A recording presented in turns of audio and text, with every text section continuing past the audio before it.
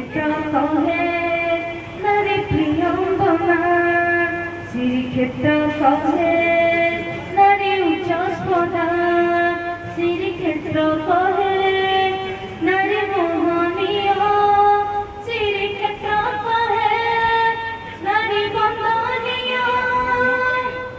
নারী জাতির গুণ গৌরব, নারী জাতির গুণ গৌরব, বিশ্ব করে নারী চিরবন্দিতা।